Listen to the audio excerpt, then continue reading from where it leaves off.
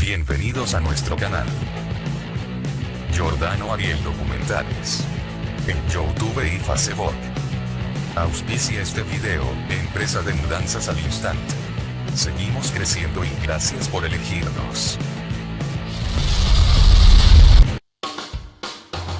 Aguarda un instante y, a continuación, te invitamos a mirar el próximo video en nuestra lista de reproducción.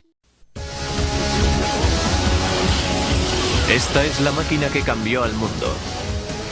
Hace casi 200 años irrumpió como un rayo en nuestras vidas. Capaz de alcanzar los 520 km por hora, sus pistas de hierro llegan hasta los confines del último rincón del globo. Descubre cómo la máquina más importante que se haya construido jamás está llevando los logros tecnológicos hasta el límite.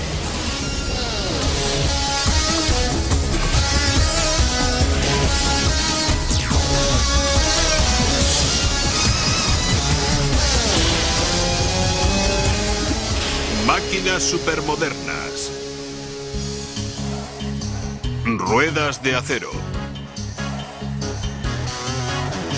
Este es el tren más rápido del mundo. Tiene la tecnología más avanzada, ha sido diseñado por ordenador y es el producto final de 200 años de experimentación e innovación. Es el TGV francés, iniciales en francés para tren de alta velocidad.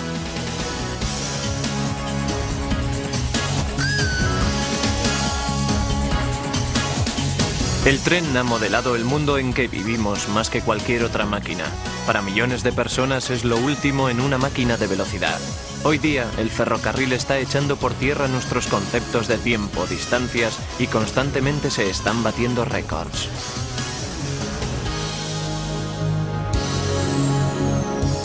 En mayo de 1990, la Compañía Nacional de Ferrocarriles Franceses, SNCF, llevó el tren más rápido, el TGV, hasta el límite para comprobar qué velocidad podía alcanzar.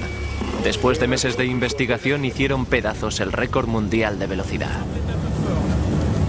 A 325 camino de 520, a 325 camino de 520.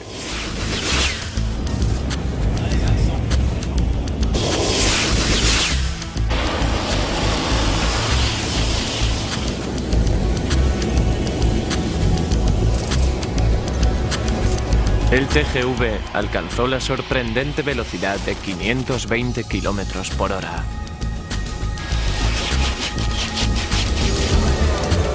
Para parar y frenar a esas velocidades hay que andar unos 32 kilómetros. Los trenes convencionales nunca alcanzarán tales velocidades. Habría muy pocos trenes para un servicio eficiente de pasajeros si tuvieran que estar separados por 32 kilómetros. La siguiente generación de los TGV se espera viaje a una velocidad cómoda de 360 km por hora.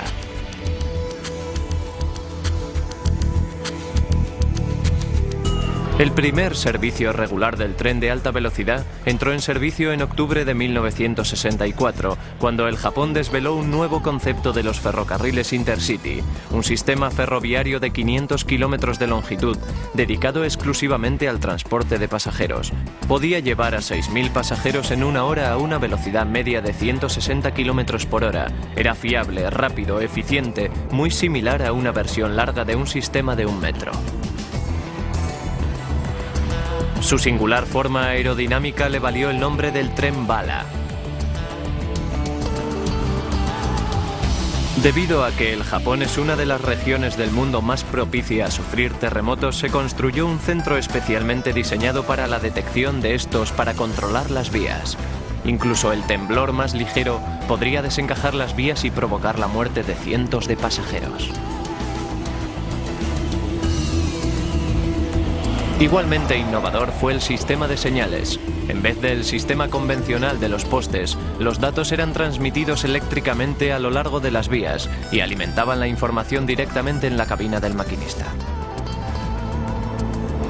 El tren bala fue un logro sorprendente. Diariamente más de 160 trenes de alta velocidad viajan por la línea. Su éxito espoleó el desarrollo de otros muchos sistemas ferroviarios de alta velocidad en todo el mundo.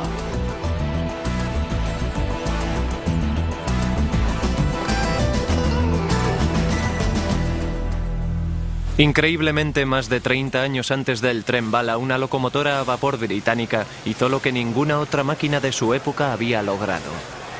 Alcanzó los 200 kilómetros por hora. Se llamaba Mallard. Funcionaba con carbón como todas las locomotoras a vapor británicas.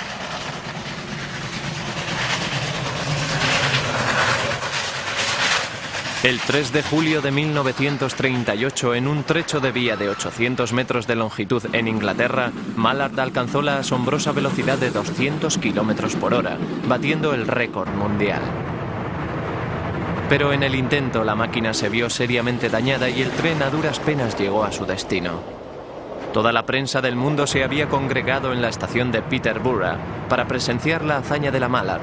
El tren llegó tan deteriorado que ni siquiera pudo celebrarlo.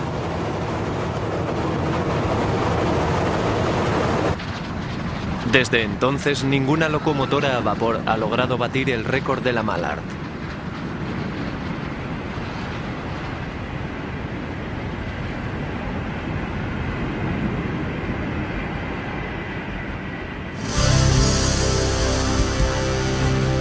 Pero la velocidad no lo es todo. Esta ha sido denominada la máquina a vapor más bella del mundo. La Daylight de la Southern Pacific es el único tren a vapor superviviente en Norteamérica. Está al cuidado del ingeniero de la compañía de ferrocarril Doyle.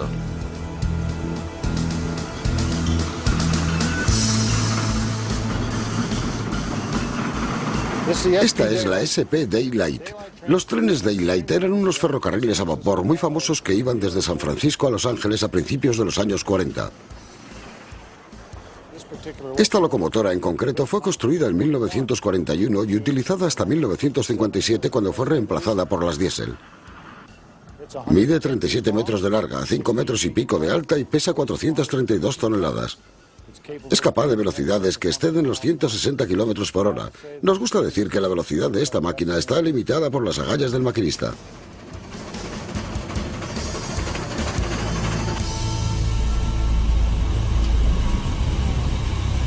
La gente se piensa que las locomotoras a vapor son como los automóviles. Te montas, metes la llave y las arrancas.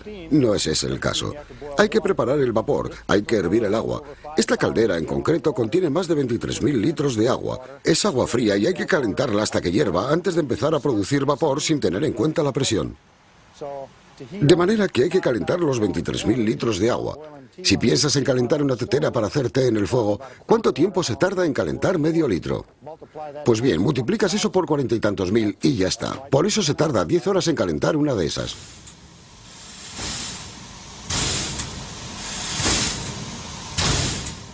Definitivamente es en la cosa en la que el hombre ha estado más cerca de crear vida. Quiero decir que ella tiene sus propios latidos y a veces te ves hablando con esas máquinas.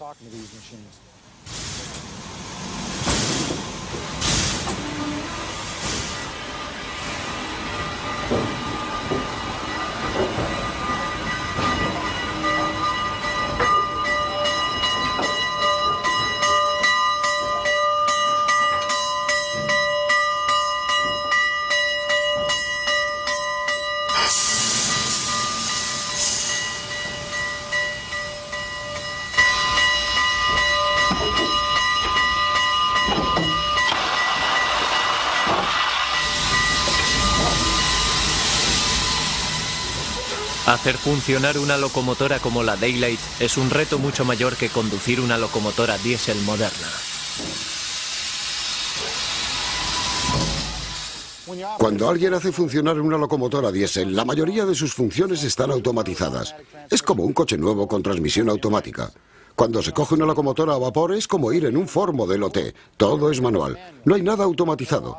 De modo que hay que escuchar a la locomotora y hay que ser capaz de interpretar los sonidos, las vibraciones y el tacto. Exactamente igual que cuando uno conduce un coche con el cambio de marchas. Hay que saber cuándo hay que cambiar. Una locomotora a vapor es lo mismo. No son exactamente las mismas funciones, pero sí muy similares. Todo el mundo piensa que será estupendo en invierno porque se estará calentito en la cabina. Pero es que en invierno hace frío en la cabina a pesar de todo el calor. En verano resulta insoportable. Llevamos esta locomotora a Yuma, Arizona, en 1984 y la temperatura fuera de la cabina era de 43 grados centígrados. Dentro haría unos 49 o 55 grados centígrados. Ah, y no se podía tocar nada sin quemarte las manos. Tenías que estar bebiendo todo el tiempo, o si no te deshidratabas en cuestión de minutos. Arrastrando un promedio de 12 vagones, la Daylight quema 46 litros de aceite y utiliza 460 litros de agua por cada 1.600 metros recorridos.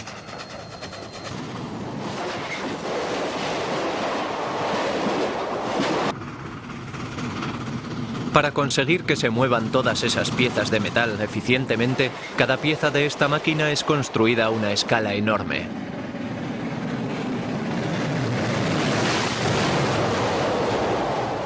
Para hacerse una idea de la masa de la que estamos hablando y la dinámica, estas ruedas miden 2 metros 5 centímetros de diámetro. Cada vez que completan una vuelta entera, se andan 7 metros en la vía. Y en toda máquina o motor que dé vueltas, se tiene lo que se llama el peso combinado, reciprocidad, el cual es un término que significa que es una porción de la marcha la que se mueve hacia atrás y hacia adelante. No gira. En esta máquina hay 1.824 kilos de peso combinado y a unos 130 kilómetros por hora, eso cambia de dirección 11 veces por segundo. Cuando miras fuera de la ventana a 130 kilómetros por hora y ves esas barras funcionando, basta para meterte el temor dentro del cuerpo, porque si se aflojan hay pelos, dientes y globos oculares por todas partes, la mayor parte pertenecientes al maquinista.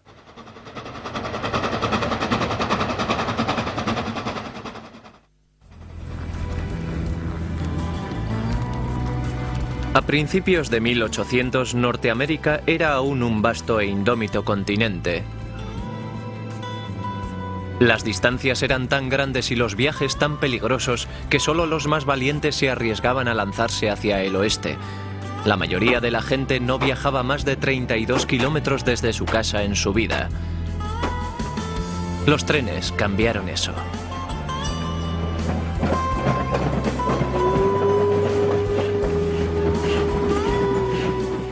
Esta locomotora es el tren norteamericano. Es lo que llaman el estándar norteamericano. Contribuyó a construir el viejo oeste. Llevaba a los pasajeros hacia el oeste y esta locomotora en concreto solía llevar a gente a la ciudad de Virginia, Nevada, a las minas y en su camino de regreso recogía la plata de Carson City y luego se dirigía a San Francisco. De modo que sí creó ciertos cambios en la construcción del viejo oeste. En el año 1850 el correo desde San Luis, Missouri, tardaba 25 días en llegar a California. Para acortar el tiempo, el Congreso estadounidense ordenó en 1861 la construcción de un ferrocarril transcontinental que uniera el este con el oeste. Después de 8 años, las vías de la Union Pacific se unieron con la de la Central Pacific en Promontory, Utah. Para celebrar esta hazaña histórica, se utilizó un clavo de oro para sujetar la última traviesa de madera.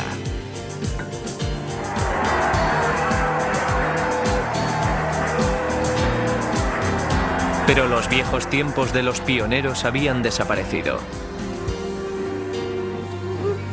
En el Museo del Ferrocarril del Estado de Nevada en la ciudad de Carson están conservadas con todo mimo las únicas locomotoras American Standard operativas. Preparado, Lee. Bien. Preparado. Allá vamos. Construidos en 1875, estos son algunos de los trenes más antiguos que aún siguen funcionando. Esas viejas locomotoras queman madera para producir el vapor.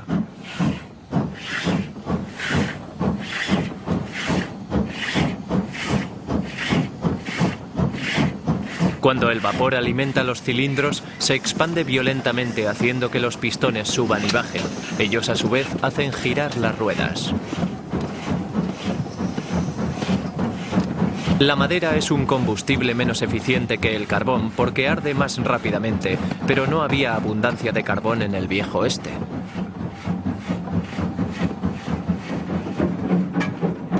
Estas máquinas abrieron nuevos territorios para los asentamientos.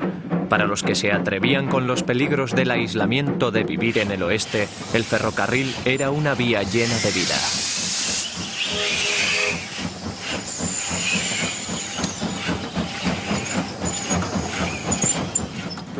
Conducir una máquina como esta es una experiencia única. Produce una sensación increíble manejar la válvula y sentir toda esa fuerza debajo de ti. Toda la máquina como si fuera una sola cosa. Todo está en su sitio y produce un sonido maravilloso. Es absolutamente fantástico. Es una de esas cosas que no se pueden describir. Es como cuando se vuela por primera vez en avión. Es sensacional. Fue el ferrocarril el que construyó Norteamérica.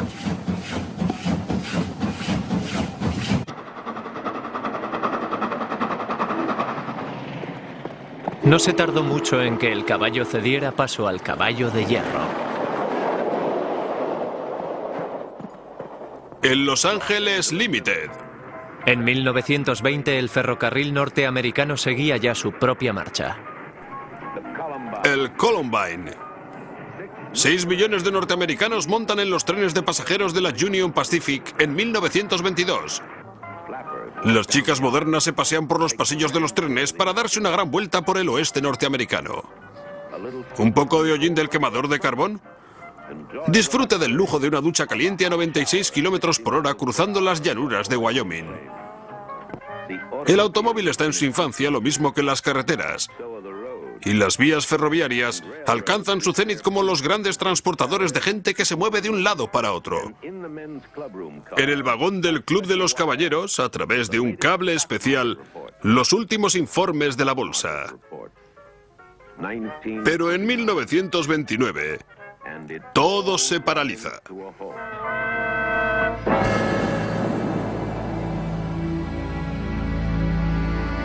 La Gran Depresión casi hizo que los trenes se pararan en las vías. El dinero era escaso, los viajes un lujo. El gobierno empezó a construir carreteras para dar trabajo a la gente. Había comenzado la era del automóvil. Para luchar contra ello, la Union Pacific introduce en 1934 el primer tren aerodinámico, bautizado como Ciudad de Salina. ¡Qué maravilla! Llegará a alcanzar los 175 kilómetros por hora. Pero el ferrocarril no había muerto aún. Los ferrocarriles empezaron a luchar contra el automóvil y en 1930 se fabricaron los primeros trenes diésel. Quizás los que más éxito tuvieron de los diésel fueron los Zafiros.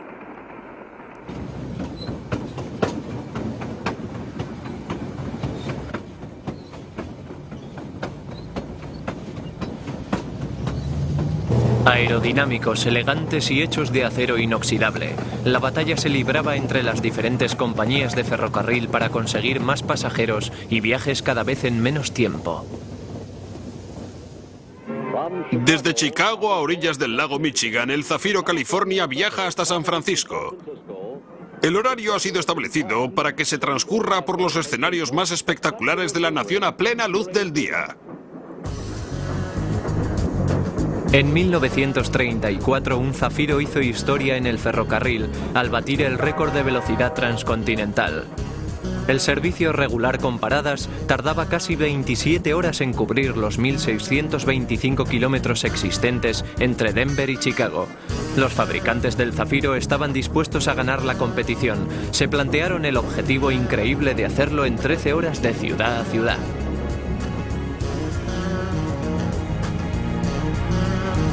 Y lo lograron. El tiempo del viaje fue de 13 horas 5 minutos, la velocidad media fue de 125 kilómetros por hora y sigue siendo un récord mundial imbatido para un viaje de ferrocarril de más de 1.600 kilómetros.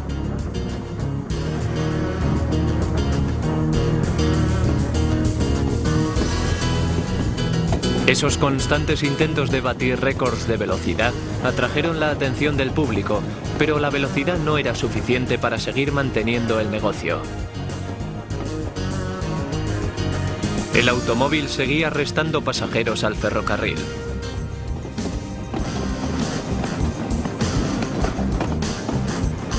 Las compañías ferroviarias tenían que aportar algo que el coche no pudiera ofrecer. Más lujo aún. La buena gastronomía era habitual. Instalaciones de lujo. Todos y cada uno de los pasajeros eran tratados como si fueran millonarios.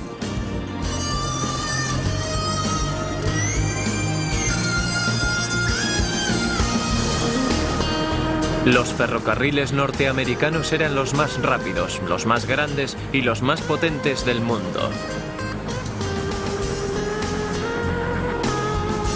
Recorrían el sistema ferroviario más grande del mundo, 240 kilómetros de vías, las vías suficientes para dar 6 veces la vuelta al mundo.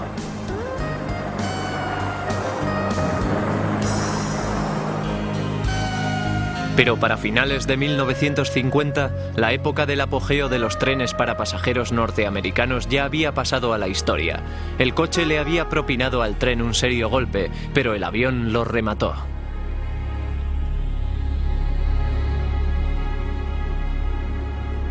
Las compañías ferroviarias se centraron entonces en el transporte de mercancías. Las mayores locomotoras que el mundo haya visto jamás fueron las llamadas Big Boys de la Union Pacific, 44 metros de largo, 5 metros y medio de altas y 3 metros 70 centímetros de anchas, con 465.000 kilos de peso, pesaban 1,5 veces más que un jumbojet cargado. La locomotora consumía tales cantidades de carbón que tenía que ser alimentada mecánicamente.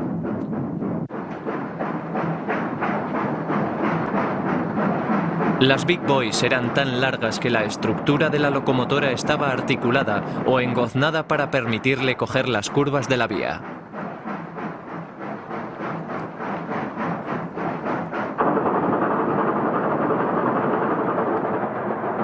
Entre 1941 y 1944 se construyeron 25 de esas gigantes.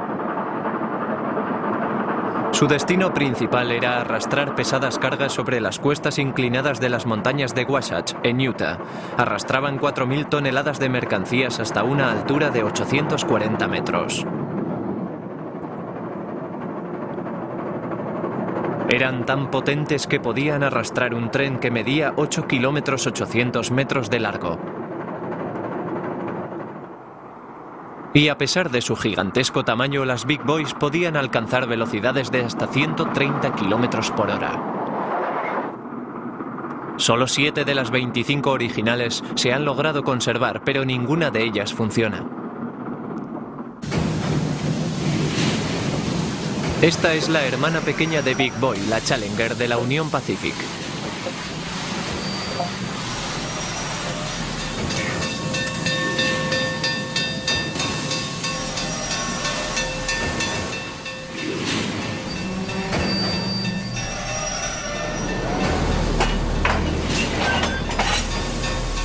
Es la locomotora a vapor más grande del mundo y aún es operativa. Mide 125 metros de largo y pesa poco menos de 1 millón de kilos. Esta, con el número 3985, es la única superviviente de las 105 Challengers que fueron fabricadas entre 1936 y 1943.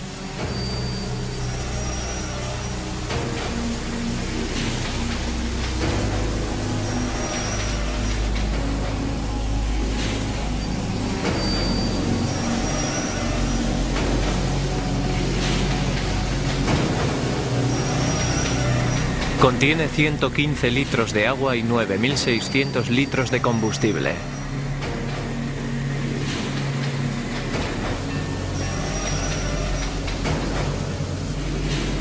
Mide algo más de 5 metros y medio de alta.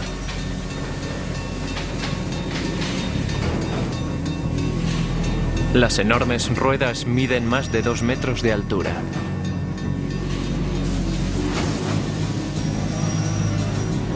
La 3885 dejó de prestar sus servicios en 1962. Estuvo guardada en un almacén de cocheras en Cheyenne, Wyoming, hasta 1975, cuando se la trasladó a un museo para su exhibición. Un grupo de voluntarios de la Union Pacific tardó 2 años en restaurarla y ponerla a punto para que funcionara.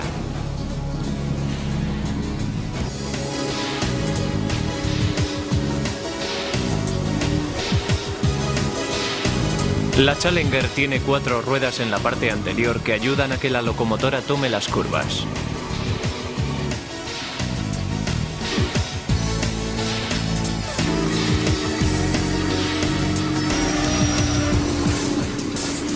Al igual que las Big Boys, la estructura de la Challenger está articulada para guiarla en las curvas.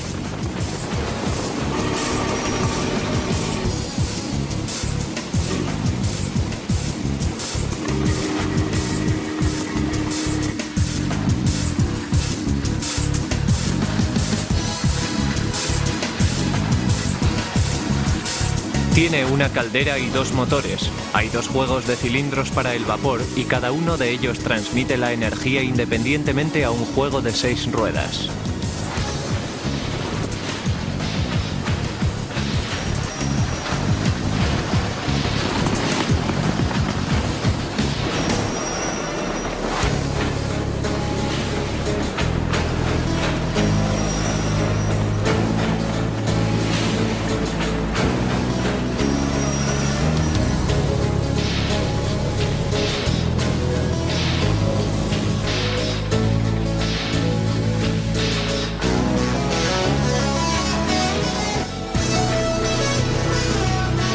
Pero al igual que todas las locomotoras a vapor de Norteamérica, el reinado de la Challenger pasó a la historia.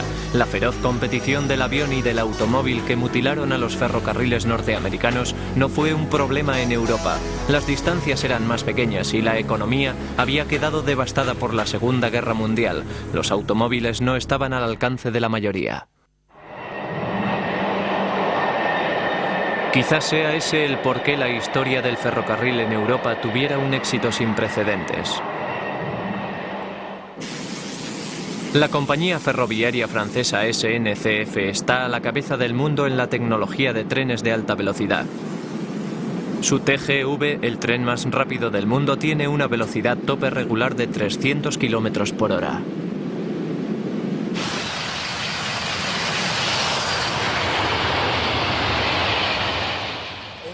A finales de los años 60, cuando ya estábamos operando con trenes convencionales a velocidades de 200 km por hora, empezamos a trabajar en la idea del TGV. Queríamos algo más rápido, porque había un mercado de trenes muy rápidos para competir con los enlaces aéreos de las grandes ciudades de Francia y de Europa.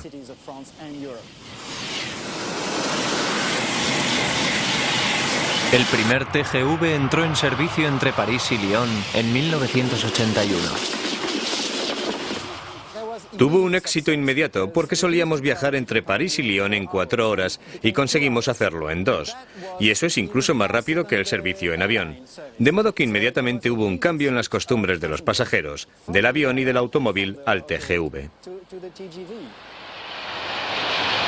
Habitualmente, un vagón de tren va encima de 2 juegos de ruedas.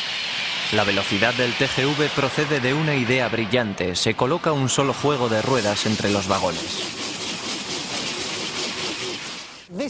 Ese es el secreto del TGV. Tenemos 2 vagones y entre los 2 tenemos un juego de ruedas. Mientras que en los trenes convencionales o en otros de alta velocidad, cada vagón descansa en 2 juegos de ruedas. Aquí tenemos la posibilidad de tener una suspensión muy flexible entre los 2 vagones, un centro de gravedad muy bajo, y eso permite desarrollar una gran velocidad. Para trenes que van a casi 360 km por hora, fue necesario construir un nuevo sistema de vías. El trazado es mucho más recto que el de las vías convencionales. Los trenes saldrían volando si las curvas fueran demasiado pronunciadas. El TGV utiliza 25.000 voltios de energía de los cables que van por encima de él, a través de un muelle cargado llamado pantógrafo. La electricidad fluye a la máquina a 12 motores de tracción tradicionales que están colocados en las ruedas. El TGV ha tenido tanto éxito en Francia que ha recibido encargos para ser exportado a todas partes del globo. Hoy día las compañías ferroviarias norteamericanas están luchando contra sí mismas para conseguir rutas de alta velocidad. En Florida hay planes para unir Miami, Orlando y Tampa, y Amtrak está desarrollando una línea de alta velocidad entre Washington, Nueva York y Boston.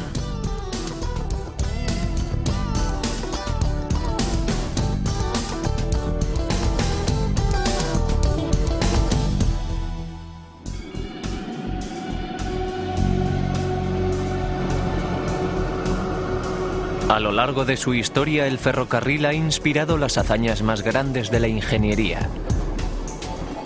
El ferrocarril más alto del mundo serpentea por las montañas de los Andes, desde Lima a Puquio, en Perú. Se acabó de construir en 1869 y se tardaron 20 años en construirlo. Es uno de los viajes de ferrocarril más complicados del mundo. Los deslizamientos de rocas han lanzado trenes a cientos de metros. Para reducir la pendiente, el tren zigzaguea hacia atrás y hacia adelante por las fuertes pendientes.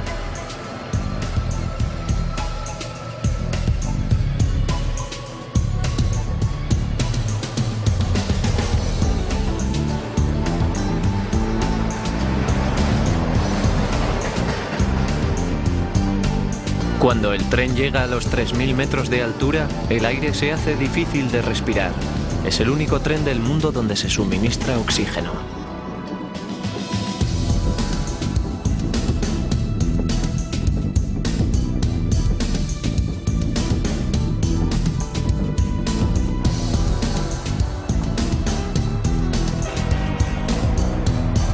La ruta necesita 61 puentes, uno de ellos mide más de 190 metros de largo.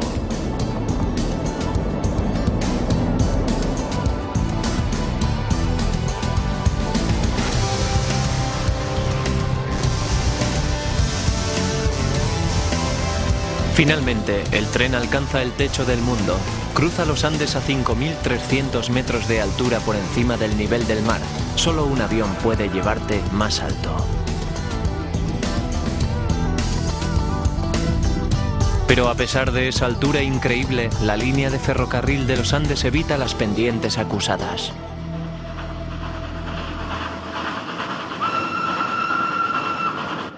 En el otro lado del planeta, el Milagiri Express de la India baja por una de las pendientes ferroviarias más inclinadas del mundo.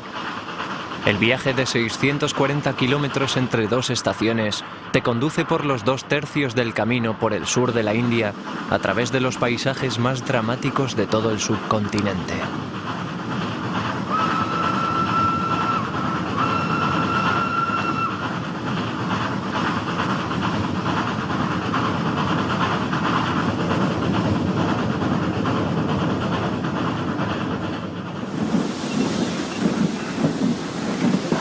Para descender la parte más empinada hay unas ruedas dentadas debajo del tren en el medio de la vía para que el tren se agarre.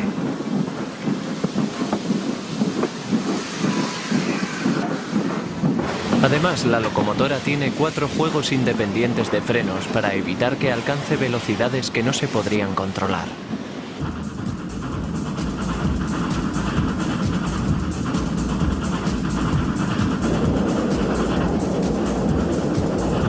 El viaje tiene una duración de 16 horas yendo a una velocidad de 8 millas por hora.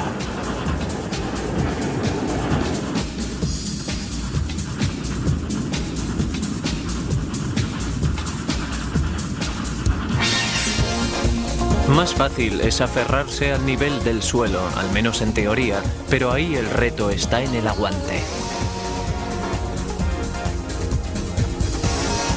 Este es el ferrocarril transcontinental de Australia, va de Sydney a Perth.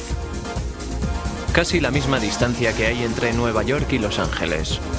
Los ingenieros pusieron las primeras vías de la ruta en el año 1850. Se tardaron 120 años en completar la línea. Se llama la Indian Pacific y se para solo en pequeños y aislados asentamientos. De modo que el tren ha de llevar todo a bordo para atender a los pasajeros en el viaje de 72 horas de duración. A 56 kilómetros al oeste de Sídney, el tren se encuentra con el primer obstáculo, las Montañas Azules. A comienzos del siglo XIX ahí era donde se acababa Australia.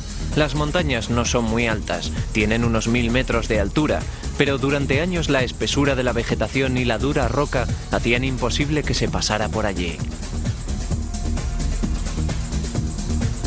Una cadena de túneles abiertos en la roca conduce el tren a través de las colinas. Desde allí tiene delante 3.840 kilómetros de desierto nivelado.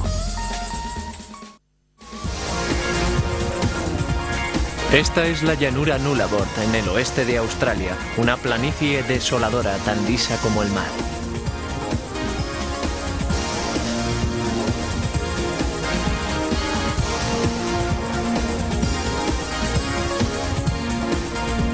En los 800 kilómetros que mide, la única cosa que mete ruido en este vasto desierto es el tren. Durante 460 kilómetros de llanura, la vía es totalmente recta. Es el trozo de vía derecho más largo del mundo. En 5 horas y media todo lo que ve el maquinista son unas líneas perfectamente rectas que se encuentran en el infinito.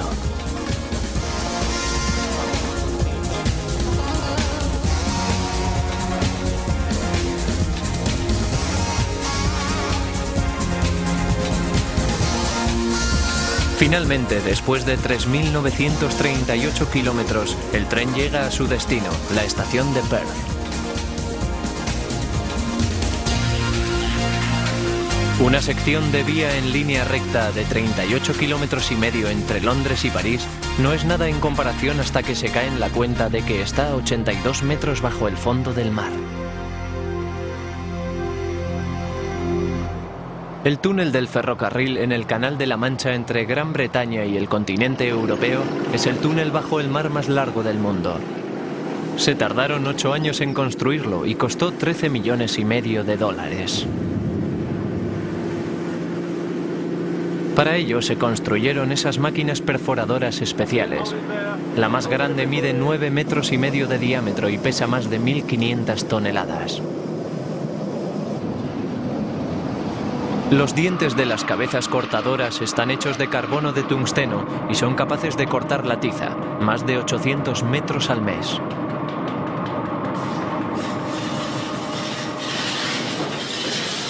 El túnel es tan largo que hay que bombear aire fresco constantemente a través de unos conductores de aire enormes, con más de 5.000 metros cúbicos por segundo. La cantidad suficiente para que respiren 20.000 personas. El túnel se completó en 1994 y une por medio del ferrocarril Londres y París en menos de 3 horas lo que antes solía tardarse todo el día. Y para el último túnel, el último tren. El Eurostar.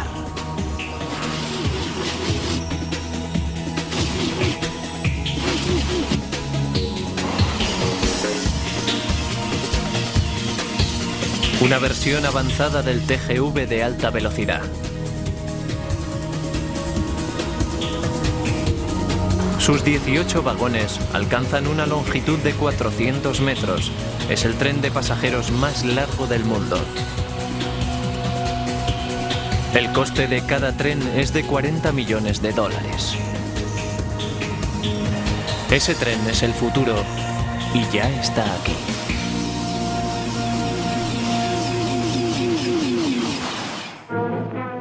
Las pruebas de alta velocidad del aerotren experimental llevadas a cabo cerca de París fueron todo un éxito. El tren se desliza sobre un colchón de aire, una especie de aerodeslizador, sobre un único raíl hecho de cemento. Está propulsado por un motor de turbina equipado con unos cohetes para aumentar la propulsión. La prueba está a punto de comenzar. La turbina solo se utiliza para poner en marcha el tren. Los cohetes serán activados a mitad de camino. El aerotren alcanzó una velocidad punta de 360 km por hora, todo un récord para este tipo de transporte sobre colchones de aire. El tren ya está listo para iniciar su producción comercial. Cuando se sugirió el aerotren por primera vez, parecía como de ciencia ficción. Los diseñadores siempre han tratado de inventar trenes que cambiaran el mundo. Los inventores victorianos soñaron con un sistema de raíles incorporado debajo de la ciudad. Su sueño se hizo realidad. Este es el Metro de Londres, el sistema de metro más grande y más antiguo del mundo. Consta de 266 estaciones y 710 kilómetros de vía. Sin él, Londres se quedaría parado. Diariamente, cerca de 2 millones de personas viajan por debajo de Londres a 70 metros de los edificios. Cuando se inauguró en 1863, casi 40 años antes que el metro de Nueva York, la primitiva red funcionó con locomotoras a vapor. En 1890 el sistema había cambiado a la energía eléctrica, más limpia y segura. El metro londinense fue un éxito increíble. Allí donde iba crecían nuevos suburbios a su alrededor. Entre 1870 y 1910 la población de Londres aumentó en 4 millones. E incluso hoy día la red sigue expandiéndose. El mayor proyecto de ingeniería de Europa es la construcción de una nueva línea de metro que cruzará el río Támesis 8 veces.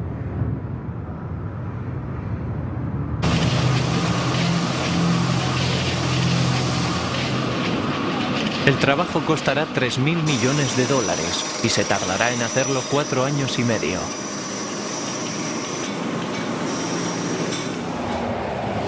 Pero la tecnología innovadora del ferrocarril ha encontrado su auténtico sitio fuera de las ciudades. El Eurostar y el Eurochannel han cambiado el mapa de Europa. El Eurostar tiene que funcionar en 4 sistemas diferentes de vías en 3 países. En las vías de alta velocidad de Francia, Bélgica y el túnel, el pantógrafo de cabeza recoge la energía, pero la vía en Gran Bretaña tiene un tercer raíl para suministrar la energía, de modo que el tren posee unos zapatos retráctiles para establecer el contacto. El Eurostar recibe la energía a ambos extremos del tren. No es por velocidad, es por seguridad. Si una de las máquinas dejara de funcionar en medio del túnel, la otra máquina puede seguir haciéndolo. Las operaciones de la maquinaria del Eurostar están controladas por ordenador. A una velocidad de 300 km por hora, el tren recorre 1.600 metros en menos de 20 segundos. Es imposible que el maquinista reaccione ante las señales convencionales. En vez de eso, el tren recoge los datos de los centros de información colocados a los lados de las vías.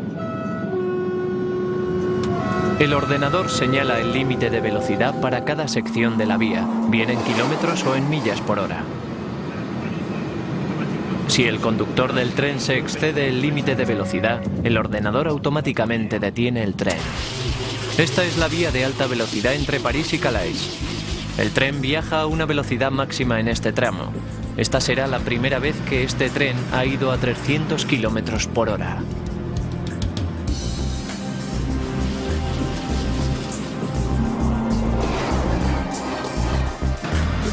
El tren ha de llevar a cabo su parada de emergencia a la máxima velocidad.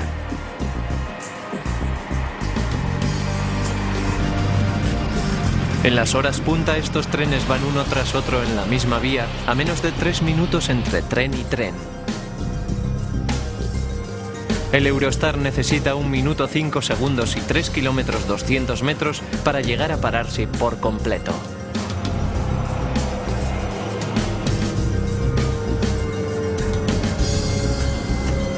Lo ha logrado. El tren ya está preparado y es seguro para viajar.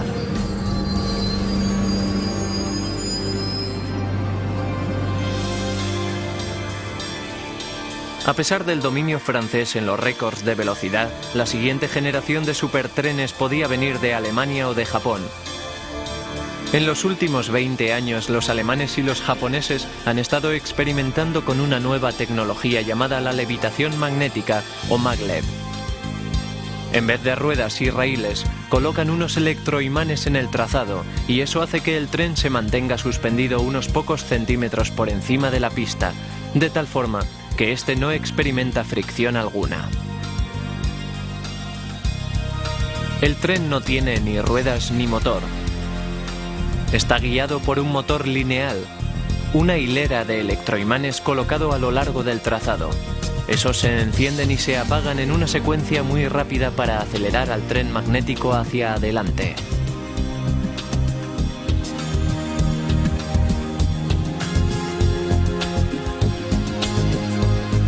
Para el cambio de línea, toda la pista de cemento es la que cambia físicamente. El récord de velocidad del maglev lo tiene Alemania. En 1990, su tren alcanzó los 450 km por hora.